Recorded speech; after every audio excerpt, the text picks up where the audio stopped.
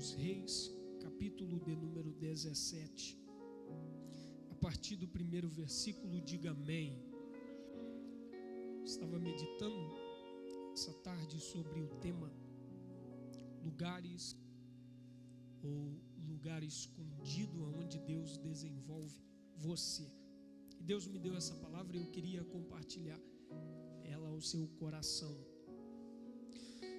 Diz assim a palavra do Senhor: ora, Elias de Tisbe, em Gileade, disse a Acabe: juro pelo nome do Senhor, o Deus de Israel, a quem sirvo, que não cairá nem orvalho e nem chuva nos anos seguintes, exceto mediante a minha palavra. Depois disso, a palavra do Senhor veio a Elias: saia daqui, vá para o leste e esconda-se perto do riacho de Querite, a leste do Jordão. Você beberá do riacho, e dei ordens aos corvos para o alimentarem lá. E ele fez o que o Senhor lhe tinha dito, foi para o riacho de Querite, a leste do Jordão, e ficou lá. Os corvos lhe traziam pão e carne de manhã e de tarde, e ele bebia a água do riacho. E você diz amém? Queridos, esse texto é um texto fantástico. 1 Reis, capítulo de número 17, é o início da história de um grande homem que nós conhecemos, muito popular, é conhecido como o profeta do fogo, até pela referência de 1 Reis, capítulo de número 18, e também o texto que retrata o seu arrebatamento. É curioso, pois Elias é um dos dois homens que não provaram da morte. Tanto ele como Enoque não passaram por esta fase da vida que é tão natural de todos nós, que é a morte. Esse homem é levantado aqui no capítulo de número 17 em um período totalmente conturbado.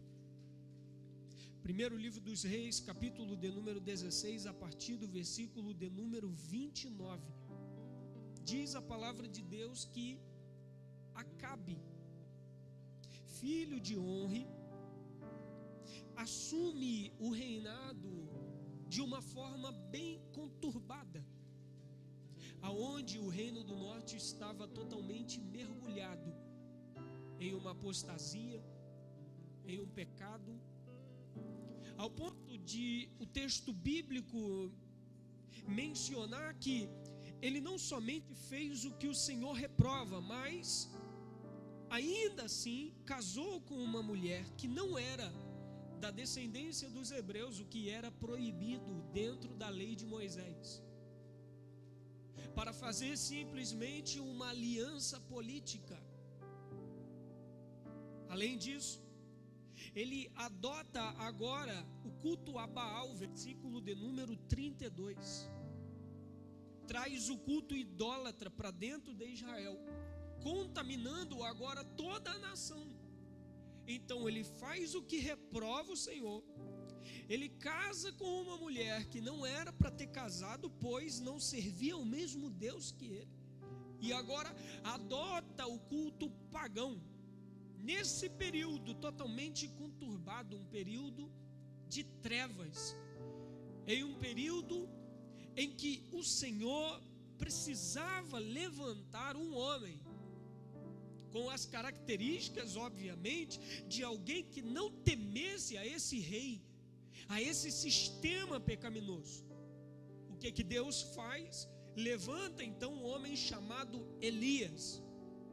Diz o versículo de número 1 que ele era de Tisbe, um local escondido, e que se você for procurar no mapa de Israel, você não encontrará a localização exata de onde Elias veio.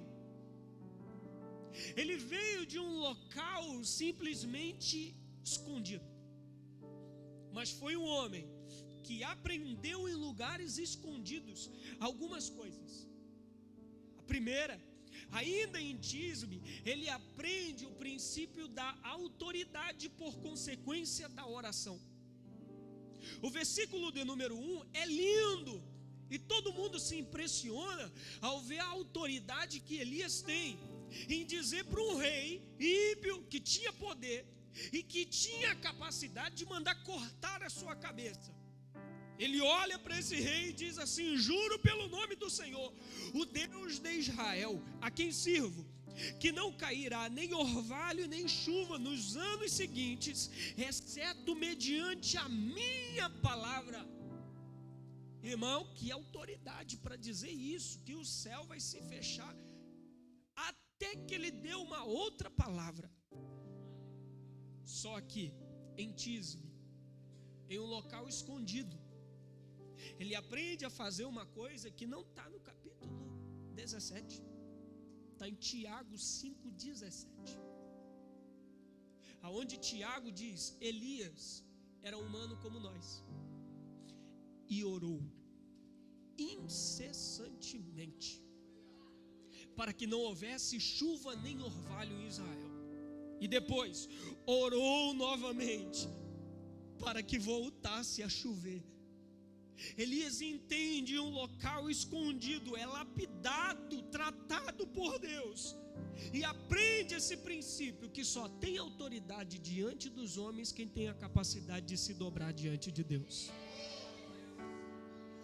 E saiba que locais escondidos são locais favoráveis para você aprender a, primeiro, desenvolver um relacionamento com Deus antes de querer exercer autoridade diante dos homens.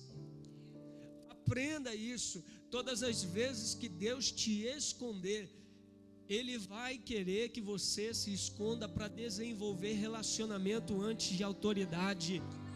Quando Jesus, antes de enviar os discípulos, ensina eles a orar, Mateus 6, a partir do versículo 6. Quando vocês forem orar, entra no teu quarto, fecha a tua porta e ora teu pai em secreto. E o teu pai que te vê em secreto te recompensará.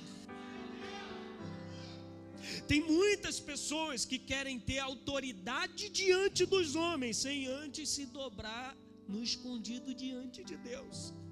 Irmãos, é óbvio que nós vamos nos lembrar de homens que tiveram autoridade diante de todos. Sim, Jesus, ele tinha autoridade, é claro que tinha. Em Marcos capítulo de número 1, versículo de número 41, quando chega um leproso diante dele, se prostra, adora e diz: se o Senhor quiser, pode me limpar. Ele olha para o leproso e diz: eu quero, seja limpo. Autoridade. Só que antes dele exercer autoridade, no 41, no 35, quando Pedro foi buscar ele tinha se escondido num lugar deserto para orar. Mesmo Jesus sendo Jesus, antes de realizar seus milagres, se escondia para orar.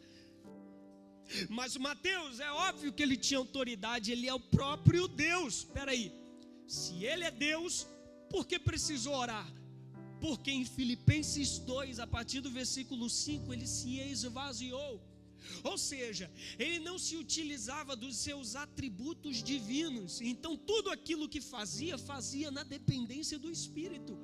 Se Jesus, sendo Jesus, para ter autoridade, necessitou do Espírito Santo, quem dirá você?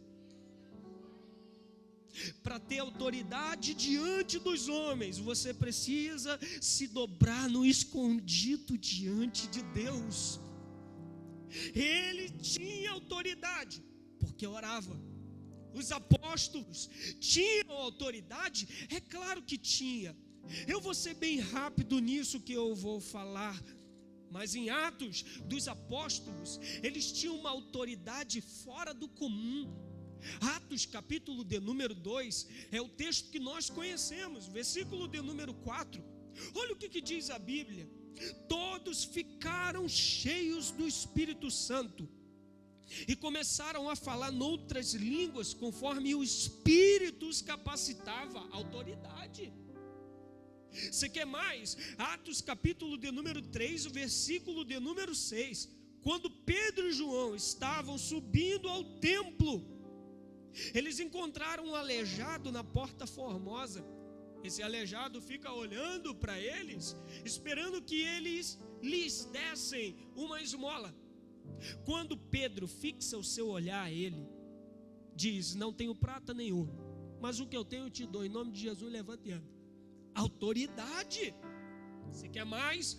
Capítulo 4, versículo de número 31, diz a Bíblia que enquanto eles estavam reunidos, a terra tremeu, todos ficaram cheios do Espírito Santo e anunciavam corajosamente a palavra de Deus. Autoridade. Você quer mais? Capítulo 5, versículo de número 12. Através da mão dos apóstolos, Deus realizava sinais e maravilhas entre o povo. Todos os que ouviam e viam, criam na mensagem deles. Autoridade. Só que a autoridade que eles tinham provinha de uma vida de oração. Eles foram cheios em Atos capítulo de número 2, versículo 4, e falaram noutras línguas. Sim, mas no capítulo 1, versículo 14 diz: todos eles se reuniam sempre em oração. Eles faziam milagres e prodígios como Pedro e João em Atos capítulo 3, sim. Mas em Atos 3, versículo 1 diz que Pedro e João estavam subindo ao templo na hora da oração. Para quê? Orar. Eles tinham autoridade, é claro. Capítulo 4, versículo de número 24. Depois que eles curam aquele aleijado no capítulo 3, o Sinédrio chama eles para eles darem uma explicação sobre aquilo. No capítulo 4, Pedro e João são presos, são açoitados e ameaçados. Depois que liberam eles, versículo 23 em diante, eles vão até seus companheiros e chefes dos sacerdotes e começam a contar tudo aquilo que havia sido feito. No 24 diz a Bíblia: então todos juntos levantaram a voz a Deus, oraram. Lá no último versículo 31, lembra que eu falei naquele texto que tremeu o lugar enquanto eles estavam reunidos? O versículo 31 não começa com tremeu, começa depois de orarem, tremeu o lugar onde estavam reunidos, porque a autoridade que a igreja tem provém das orações que ela faz no ambiente escondido. Irmãos, em nome de Jesus, Deus está nos convidando a voltar aos lugares secretos para orar. Nenhum ministério, nenhum homem de Deus, nenhuma mulher de Deus é forjado no holofote. Quem é forjado nos holofotes da vida é estrela. Não, profeta de Deus é forjado nos desertos da vida, é forjado nos quartos fechados, é forjado quando ninguém vê. Em nome de Jesus, alguém vai te perguntar um dia: de onde vem essa autoridade? De onde vem essa graça para cantar, essa graça para pregar? E você vai responder em alto bom som: quando ninguém me via, eu orava. Levante as suas mãos para cima. Eu tenho uma palavra de Deus para você, que Deus vai levantar uma geração não em cima dos púlpitos. Púlpito vai ser consequência. Deus vai levantar uma geração poderosa dentro dos ambientes escondidos. Alguém não está vendo você agora, porque agora você está escondido, mas assim que é bom, porque o crente só cresce quando está escondido. E eu vou liberar uma profecia: quando Deus esconde, ninguém amostra, mas quando Deus amostra, ninguém esconde. Em nome de Jesus, cresça escondido, mas cresça. Esses homens tiveram autoridade porque oraram. O último exemplo, todos nós sabemos que Paulo tinha autoridade. Já no início de seu ministério, não de sua vida cristã, no versículo 11 do capítulo 13, quando ele está em Chipre, irmãos, diz a Bíblia, no capítulo 13, versículo de número 11, tem um camarada chamado Elimais, que está tentando afastar um procônsul que Paulo está pregando, tentando afastar a fé dele. Quando Paulo olha para esse camarada, diz assim, ó: saiba que a mão do Senhor está contra você, filho do diabo. Está escrito, tá? Versículo 10: filho do diabo e inimigo de tudo que é justo, você vai ficar cego. E diz a Bíblia que o camarada ficou cego. Tem que ter autoridade para profetizar isso aqui. Ele tinha.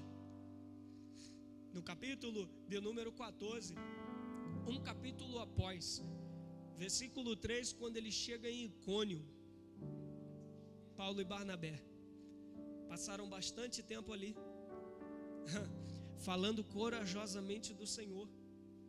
A mensagem era tão boa que diz a Bíblia que o Senhor confirmava a mensagem deles, realizando sinais e maravilhas pela mão deles. Autoridade. Versículo 8 até o versículo de número 10, eles vão agora para Listra. E em Listra tinha um homem paralítico dos pés, aleijado desde o nascimento, que vivia ali sentado e nunca tinha andado. Ele ouvira Paulo falar. Quando Paulo olhou diretamente para ele e viu que esse homem tinha fé para ser curado, disse em alta voz: levante-se, fique em pé. Com isso, o homem deu um salto e começou a andar. Autoridade. Capítulo de número 16, na prisão que Paulo e Silas estavam, quando deu meia-noite, de repente veio um terremoto tão violento que os alicerces da prisão foram abalados, todas as portas se abriram e as correntes caíram. Autoridade. Capítulo de número 20, versículo 10 é o melhor. Você sabe por quê? Paulo, a partir do versículo 7, está pregando em Troade, no domingo. No outro dia ele está saindo, quando de repente ele estende o seu sermão, de mais ou menos a virada do dia, 6 horas da noite, até meia-noite. Quando dá meia-noite, um camarada, Eutico, cai. Quando ele cai, morre. Quem está escrevendo é Lucas. E Lucas descreve ele como morto. Levantaram o morto. Paulo, autoridade, desce, dá um abraço, fiquem tranquilos, ele está vivo. E volta a pregar. E o camarada está vivo. Autoridade. Mas você sabe por que ele tinha autoridade? Porque ele orava. Capítulo de número 9, para mim esse versículo é o versículo que mais me deixa aflito na minha caminhada cristã. Você sabe por quê? Capítulo 9, Saulo acabou de se converter.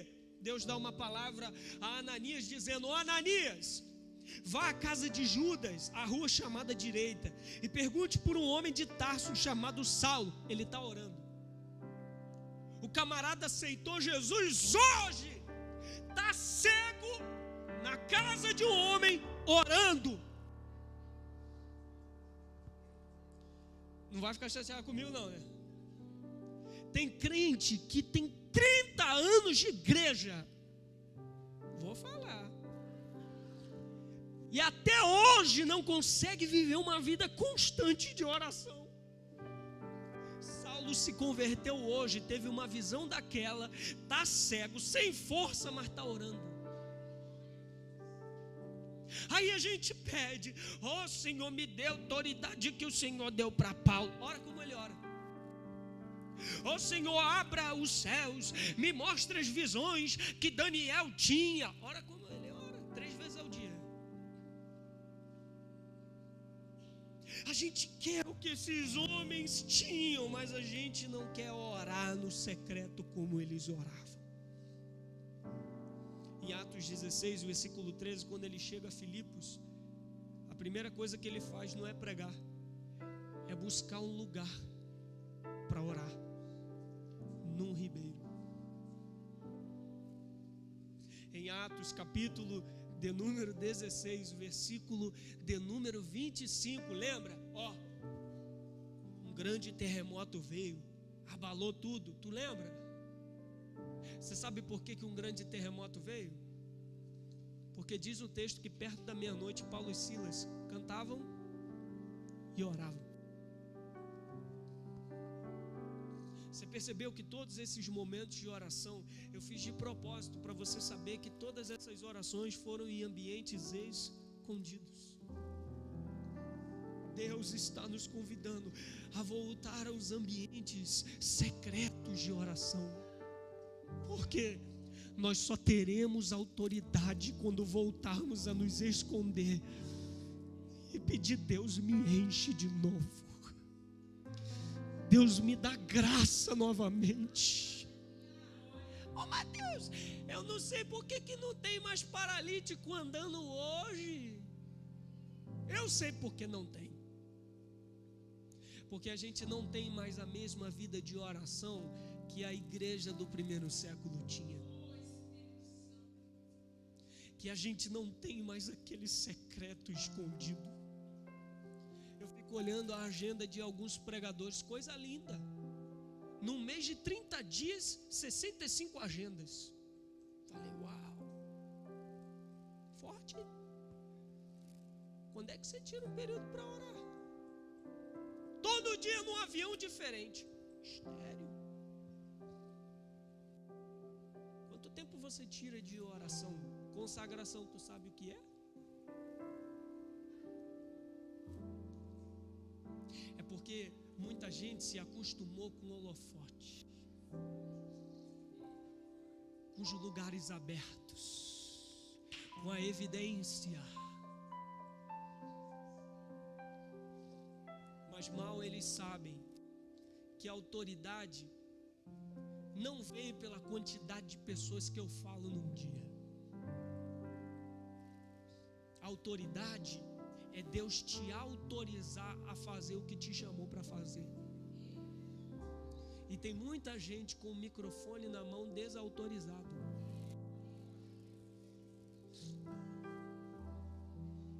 É por isso que naquele grande dia muitos vão bater a porta e dizer: eu preguei no teu nome, aparta-te de mim. Ué,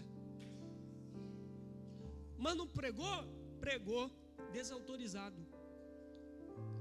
Se afastem de mim, vós que praticais a iniquidade. Irmão, tenha certeza, quem pratica a iniquidade não ora.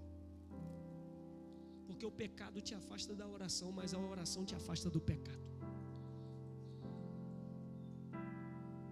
Então, em nome de Jesus, volte para os ambientes secretos, onde Deus te ensinará ou te dará autoridade. Em Tisme, lembra? É que ele ora incessantemente. E depois que ele ora, ele recebe autoridade. Para quê? Para profetizar. Quando ele profetiza, o céu se fecha. E aí Deus ensina mais uma coisa a Elias. E o que Deus ensina? Acerca da proteção. Versículo de número 2: depois disso disse o Senhor a Elias: saia daqui, vá para o leste, esconda-se. A NVI deixa bem claro: esconda-se, e dá o destino do esconderijo, perto do ribeiro. Na minha versão está Riacho de Querite, a leste do Jordão. Eu vou exemplificar para você saber aonde eu quero chegar. Numa guerra ou em um tiroteio, quando um policial ou militar procura um abrigo, ele procura um abrigo para quê? Para se esconder. E esse esconderijo se torna o que dele? Uma proteção. Quando Deus leva Elias a esse lugar, Deus estava também protegendo.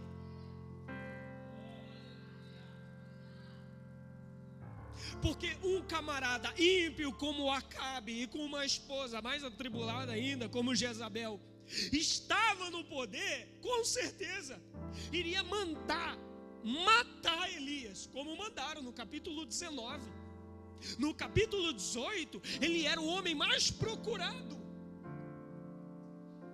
Quando Deus esconde alguém, também esconde para proteger.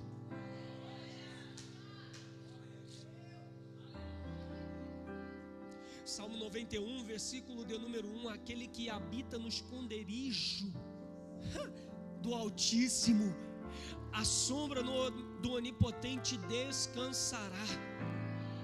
Irmão, vale a pena ficar no esconderijo do Altíssimo. Claro, no 7, o mesmo salvo, a mesma pessoa diz: 1000 cairão ao teu lado, 10.000 à tua direita, mas tu não serás proteção. Se Deus está te escondendo, além de autoridade, descanso, Ele também te dará proteção. Eu estou profetizando para alguém aqui que vai entrar hoje no esconderijo do Altíssimo. É Marachanda Calabaia. Deus hoje te trouxe aqui para te dizer: eu estou te conduzindo nessa série de mensagens ao esconderijo do Altíssimo. E saiba, lá eu vou te dar autoridade, lá eu vou te dar descanso, lá eu também vou te proteger. Lá praga alguma vai chegar à tua tenda, lá nenhuma seta que voe de dia vai te alcançar, lá mortandade nenhuma vai chegar à tua casa. Descansa o teu coração, porque no esconderijo do Altíssimo Ele também te protege, protege a tua casa.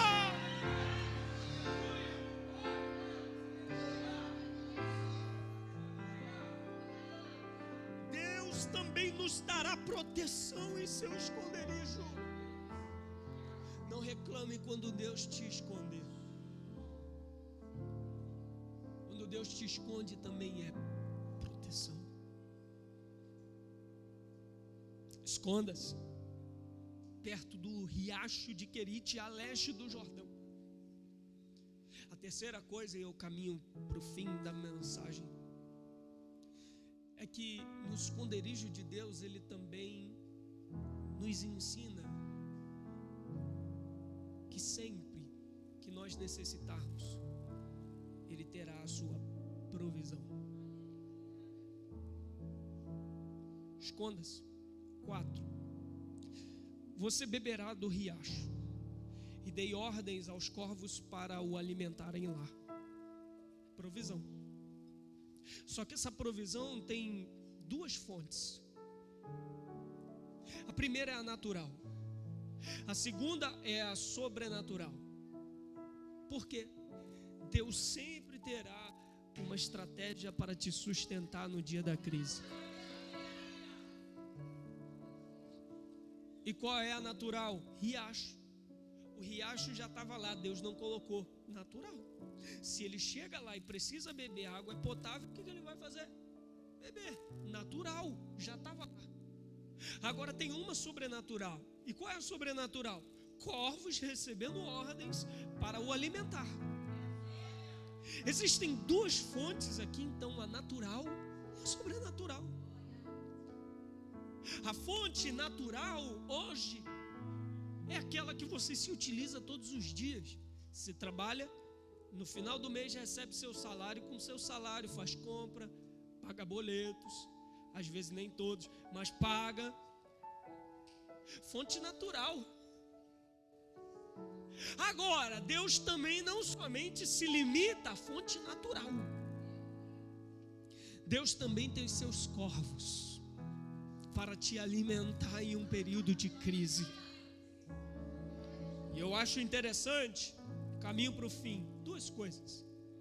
A primeira é que no versículo de número 4 não está especificado o que é. Ele diz: dei ordens aos corvos para o alimentarem lá. No 5 ele obedece e vai. no 6, é que está descrito: os corvos lhe traziam pão e carne de manhã e de tarde, e ele bebia do riacho. Então, quando Deus dá ordem, Ele não diz o que os corvos vão trazer, é mistério. Porque quando se trata de provisão, não é você que escolhe o que vai receber.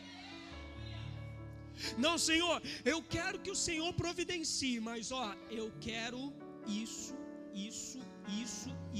isso. Provisão não, provisão que Ele manda tu come.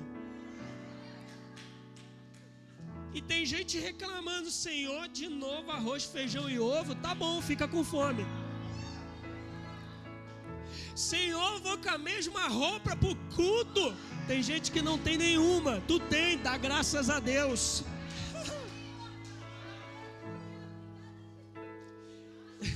Aleluia. Aleluia. Senhor, esse meu celular com o pior Android que tem. Ai, Jesus, me segura.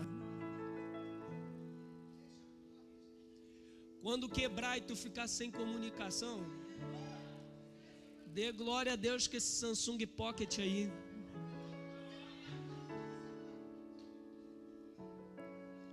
Quando se trata de provisão, Deus nunca vai lhe dar a oportunidade de escolher o que vai receber. Quando Ele chega lá, que Ele fica sabendo. Pão e carne, irmão. Carne hoje pra gente é um luxo, né? Uma barra de ouro, 1 quilo. Mas naquela época, era a mesma coisa que o arroz e feijão de hoje. Alimentos básicos. Mas Ele come daquilo que é básico. Porque provisão a gente não fica escolhendo. A segunda coisa é que diz a Bíblia que no versículo 7, algum tempo depois o riacho secou-se. A fonte natural parou. O riacho. Só que não diz a Bíblia que os corvos pararam de levar pão e carne. Eu fiquei me perguntando: por que a fonte natural fecha? Por falta de chuva. A crise afeta a fonte natural. E por que a crise não afeta a fonte sobrenatural? Porque a crise não afeta a fonte que Deus abre. Aleluia! Irmão, a crise faz você perder o emprego. A crise faz você perder a fonte natural. Mas se Deus está te sustentando com a fonte sobrenatural, a crise não vai afetar ela. Aleluia! Nem que todo mês Deus tenha que mandar um vaso, um profeta ou até um ímpio na tua porta, mas a fonte sobrenatural nunca vai deixar de jorrar. Essas coisas só aprende quem vive no esconderijo de Deus. Eu tenho uma palavra de Deus para você. A fonte que Deus abrir de maneira sobrenatural, nenhuma crise que se levantar vai fechá-la. Ô Mateus, eu estou vivendo de milagres. Fique mais tranquilo do que você estava quando estava sobrevivendo da fonte natural. Porque a fonte natural pode um dia secar, mas a fonte que Deus abrir no céu não vai fechar para a glória do nome dEle. Em nome de Jesus, lembre dessas 3 coisas. No lugar escondido, Deus vai te ensinar sobre essas 3 coisas. Com certeza muito mais. Só que eu reduzi a isso: autoridade, proteção, provisão.